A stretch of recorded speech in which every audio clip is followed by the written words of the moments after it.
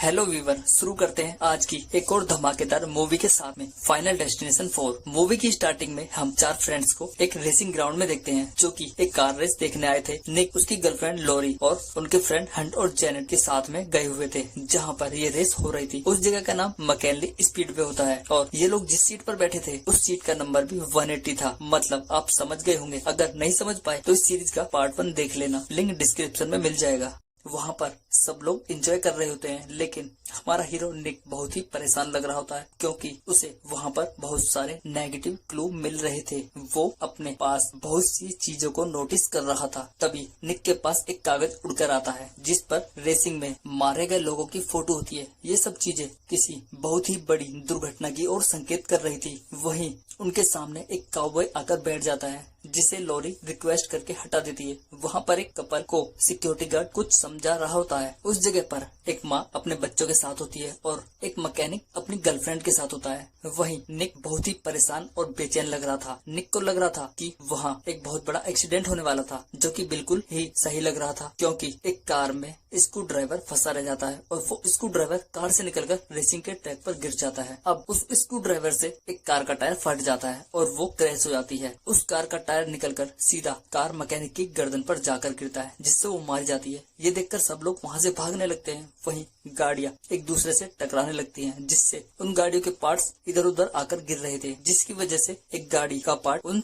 Couples को बीच में से चीर देता है, जिससे वो भी मार जाते हैं। तभी एक कार का इंजन उन बच्चों की माँ को कुचल देता है। ये देखकर मैकेनिक भी भागने लगता है और वो एक लकड़ी पर गिर जाता है। वो लकड़ी उस मैकेनिक के मुंह के आर पार हो जाती है, जिससे वो मैकेनिक भी मारा जाता है। फिर एक गाड़ी जोरदार धमाके के साथ उस काउबॉय से टकरा जाती है और वो भी मारा जाता है। इसके बाद हंट और जेनेट एक साथ भाग रहे होते हैं और एक दीवार उनके ऊपर गिर जाती है, जिससे वो भी मारे जाते हैं। लॉरी और वो सिक्योरिटी गार्ड भी मारा जाता है। इसके साथ ही एक धमाके में निक की भी मौत हो जाती है और तभी निक होश में आता है। अब उसे समझ नहीं आ रहा था कि ये सब क्या हो रहा है। उसके साथ ही वहाँ काउबॉय भी आकर बैठ जाता है। अब बिल्कुल ऐसा ही हो रहा था जैसा निक ने सपने में देखा था। अब वो समझ जाता है कि यहाँ पर एक बहुत बड़ा एक्सीडेंट होने वाला है और जिस कार से एक्सीडेंट होने वाला है उसका नंबर 45 था। ये देखकर निक बुरी तरह से घबरा जाता है। तभी निक उस गाड़ी को देख लेता है जिससे एक्सीडेंट होने वाला होता है। वो पैनिक होकर जोर जोर से चिल्लाने लगता है कि यहाँ पर एक बहुत बड़ा क्रैश होने वाला है। उसकी बातें सुनकर वहाँ बहुत सारे लोग उसे मारने के लिए उस पर चढ़ जाते हैं, जिसकी वजह से निक और उसके दोस्त भागकर उस स्टेडियम से बाहर आ जाते हैं और वहीं कुछ लोग भी निक के साथ बाहर आ जाते हैं। वो निक को कुछ कह पाते इससे पहले ही वहाँ एक बहुत बड़ा एक्सीडेंट हो जाता है। वो कपल्स जिसकी वाइफ को अंदर ही छोड़कर आया था, वो अंदर जाने की कोशिश करता है, लेकिन सिक्योरिटी गार्ड उसे अंदर जाने से रोक लेता है। सब लोगों की बात चली रही होती है कि एक टायर उड़कर आता है और उस मैकेनिक की फ्रेंड की बुरी तरह से कुचलकर मार देता है। एक्सीडेंट की अगली रात एक मेमोरियल रखा जाता है उन लोगों की याद में जो एक्सीडेंट में मारे गए थे।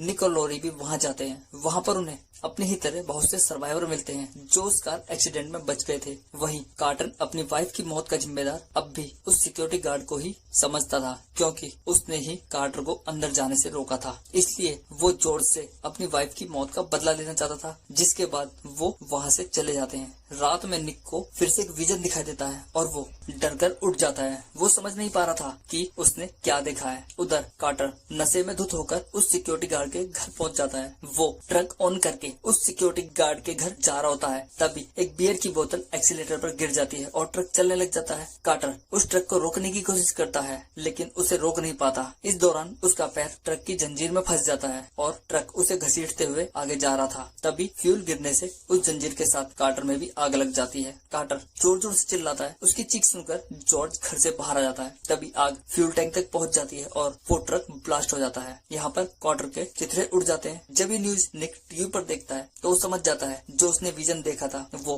कार्टर की डेथ से रिलेटेड था। वो ये सब सोच ही रहा होता है कि निक को एक और विजन दिखाई देता है, जिसे देखकर वो बुरी तरह से घबरा जाता है, क्योंकि निक को समझ नहीं आ रहा था कि ये किसकी मौत से रिलेटेड है। अगली बारी किसकी है। नेक्स्ट सीन में हम उस लेडी को अपने 2 बच्चों के साथ देखते हैं जो उस कार एक्सीडेंट में बच गई थी। वो बच्चों के साथ एक ब्यूटी सैलून में गई थी और उसके बच्चे एक साइन बोर्ड पर पत्थर मार रहे थे। वहाँ एक गार्ड उन बच्चों को धमकाकर भगा देता है। वहीं उस लेडी के साथ उस सैलून में बहुत ही अजीबोगरीब घटनाएं हो रही थी, जिसमें वो मरते मरते बच जाती है। वो शायद ही किसी बड़ी घटना के होने का इशारा दे रही थी। तभी वो लेडी अपने बच्चों के साथ घर जा रही थी कि एक पत्थर उस गार्डनर की गाड़ी से हिट होकर उस लेडी की आंख के आर पार हो जाता है। जो पत्थर उस लेडी के बच्चों ने फेंका था। यहाँ पर उस लेडी की भी मौत हो जाती है। उस लेडी की मौत के बाद निक को यकीन हो जाता है कि डेथ उनका पीछा कर रही थी, जो उस कार एक्सीडेंट के हादसे में बच गए थे।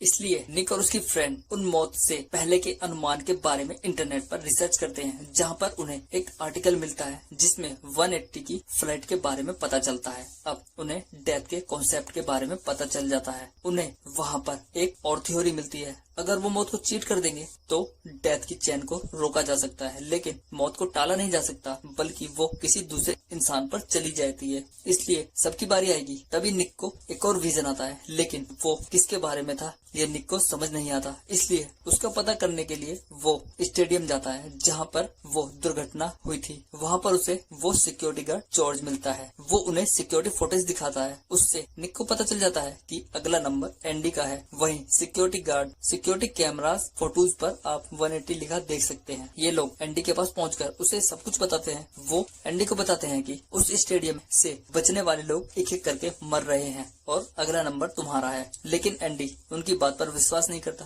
तभी एक गाड़ी बेकाबू होकर उसकी तरफ आती है, लेकिन एंडी बच जाता है। ये देखकर एंडी बहुत खुश हो जाता है, क्योंकि उसे लग रहा था कि उसने डेथ को चीट कर दिया है और अब अगला नंबर किसी और का है। वो खुश होकर वर्कशॉप में जाता है। तभी एक गैस सिलेंडर उड़कर एंडी से टकराता है और इस हादसे में एंडी बुरी तरह से मारा जाता है। अब निक बताता है कि अगली बारी जेनेट और हंट की थी, जिसमें वो दोनों एक साथ मारे गए थे। इसलिए उन्हें पता नहीं था कि अगली बारी दोनों में से किसकी थी। अब फिर से निक को एक विजन दिखाई देता है। वो समझ जाता है कि उन दोनों की डेथ पानी से होगी। इसलिए वो एक प्लान बनाते हैं। निक हंट को ढूंढने जाएगा और लॉरी और जॉन जेनेट को ढूंढने जाएंगे। हंट एक वाटर पार्क में होता है और जेनेट अपनी कार वॉश कराने जा रही होती है। तभी वहाँ एक शॉर्ट सर्किट हो जाता है और मशीन खराब हो जाती है, जिससे जेनेट कार में ही फंस जाती है। अब उसके फोन के नेटवर्क भी नहीं आ रहे थे, वो किसी को फोन भी नहीं कर सकती थी। वहीं उसकी गाड़ी का सनरूफ भी खराब हो जाता है और वो थोड़ा सा खुल जाता है। तभी वहां लगा एक पाइप टूट जाता है, जिससे सारा पानी उसकी कार में भरने लगता है। वहीं हंट का लकी कॉइन उस स्विमिंग पूल में गिर गया था। वो उस कॉइन को लेने उस स्विमिंग पूल में अंदर जाता है तो उस पूल में के वैक्यूम में फंस जाता है, क्योंकि तब उस पुल का पानी ड्रेन हो रहा था। अब वो दोनों पूरी तरह से पानी में फंस चुके थे और उन्हें अपनी मौत सामने दिखाई दे रही थी। अब जेनेट की कार पानी से फुल हो चुकी थी और वो हिम्मत करके अपना मुंह उस सनरूफ की छत से बाहर निकाल लेती है, जिससे उसकी जान में जान आ जाती है। लेकिन उसकी कार चलने लगती है। अब उसे लगने लगा था कि वो जल्दी ही मारी जाएगी। तभी लॉरी और जॉर्ज ठीक टाइम पर पहुंचकर उसे बचा लेते हैं। वो अपनी कार से पुश करके उसे रिवर्स ले जाते हैं, जिससे वो उसे बचा लेते हैं। वहीं निक भी उस वाटर पार्क में पहुंच जाता है, लेकिन हंट की किस्मत इतनी अच्छी नहीं थी कि निक उसे ढूंढ लेता, क्योंकि हंट तो पानी के नीचे था, इसलिए वो उसे ढूंढ नहीं पाया। तभी वो ड्रेन सिस्टम हंट के ऑर्गन को सक करके उसे बाहर फेंक देता है, जिससे हंट की दर्दनाक मौत हो जाती है। अब सब लोगों को पता चल गया था कि अगली बारी उस सिक्योरिटी गार्ड जॉर्ज की थी, लेकिन उस गार्ड को अपनी मौत से ज्यादा फर्क नहीं पड़ रहा था, क्योंकि वो उस दुर्घटना में अकेला था। उसकी कोई फैमिली नहीं थी। फिर हम निक और लॉरी को एक साथ देखते हैं, जिन्हें ऐसा क्लू मिल जाता है जिससे वो उस सिक्योरिटी गार्ड को बचा सकते थे। इसलिए वो दोनों उसे बचाने के लिए निकल पड़ते हैं, क्योंकि उन्हें लगता था कि उन्होंने जेनेट की लाइफ को सेव करके मौत की चैन को तोड़ दिया है। लेकिन ऐसा नहीं था। मौत का खेल तो रुकने वाला नहीं होता। जब निक और लॉरी जॉर्ज के घर पहुंचते हैं तो वो जॉर्ज को फांसी पर लटका हुआ पाते हैं, लेकिन उसकी मौत नहीं होती। जॉर्ज उन्हें बताता है, सुबह से मरने की कोशिश कर रहा हूँ लेकिन नाकाम रह जाता हूँ। अब उन तीनों को भी लगने लगा था कि उन्होंने जेनेट को बचाकर मौत के सर्कल को तोड़ दिया है। वो बहुत खुश होते हैं। वो जिंदगी के नाम पर जश्न मनाते हैं और एक ट्रिप भी प्लान करते हैं। निक सामान पैक कर रहा होता है, वहीं लॉरी जेनेट के साथ थी। तभी निक को एक और विजन दिखाई देता है। वो उसके बारे में कुछ समझ नहीं पाता। तभी वो साइंस में वापस आ जाता है और वो टीवी पर न्यूज देखता है, जिसमें हम उस काउबॉय जॉन को देखते हैं, जिसकी जान उस कार रेसिंग दुर्घटना में बच गई थी। लेकिन अब निक समझ जाता है कि अगली बारी उस काउबॉय की ही है। निक अपनी गाड़ी लेकर हॉस्पिटल के लिए निकल जाता है और जॉर्ज को भी वहां आने के लिए बोलता है। ये दोनों हॉस्पिटल पहुंच जाते हैं, लेकिन जब तक ये काउबॉय को बचाते बहुत देर हो जाती है। पानी से भरा हुआ टब छत से उसके ऊपर गिर जाता है, जिससे उसकी दर्दनाक मौत हो जाती है। अब ये दोनों लॉरी और जेनेट को बचाने के लिए निकल जाते हैं। ये दोनों बात करते हुए आगे बढ़ ही रहे होते हैं कि एक एम्बुलेंस जॉर्ज को उड़ा देती है और वो भी मारा जाता है। अब निक समझ जाता है जो विजन उसने देखा था वो जॉर्ज की मौत का इशारा था। अब निक को लॉरी और जेनेट को बचाना था। वो अपनी गाड़ी लेकर जल्दी से वहाँ से निकल जाता है। निक को फिर से एक विजन आता है जिसमें सिनेमा हॉल में उसकी फ्रेंड मारी जाएगी। वहीं मॉल में जेनेट मूवी एंजॉय कर रही होती है, लेकिन लॉरी डरी हुई सी लग रही थी। तभी निक भी लॉरी को ढूंढते हुए उस सिनेमा हॉल में पहुंच जाता है। निक लॉरी को बताता है कि वो चेन टूटी नहीं है, डेथ अभी भी अपना काम कर रही है। लॉरी जेनेट को वहाँ से निकलने की बोलती है, बट जेनेट थी कि मूवी छोड़कर वहाँ से बाहर नहीं जाना चाहती थी। निक और लॉरी तो वहाँ से निकल जाते हैं। तभी वहाँ मूवी में एक जोरदार का धमाका होता है जो कि एकदम रियल बन जाता है और उस धमाके में जेनेट मारी जाती है। लेकिन अभी भी डेथ का खेल खत्म नहीं हुआ था, क्योंकि अभी भी निक और लॉरी जिंदा बचे थे। दोनों वहाँ से निकलने की कोशिश करते हैं। तभी वहाँ एक जोरदार का ब्लास्ट होता है जिससे वो एक्सीलेटर पर फंस जाते हैं। अब लॉरी का पैर एक्सीलेटर की सीढ़ी में फंस जाता है जिससे लॉरी भी मारी जाती है। तभी निक होश में आ जाता है। वो ये सब अब भी अपने सपने में ही देख रहा होता है। वो जब तक जॉर्ज को बचाता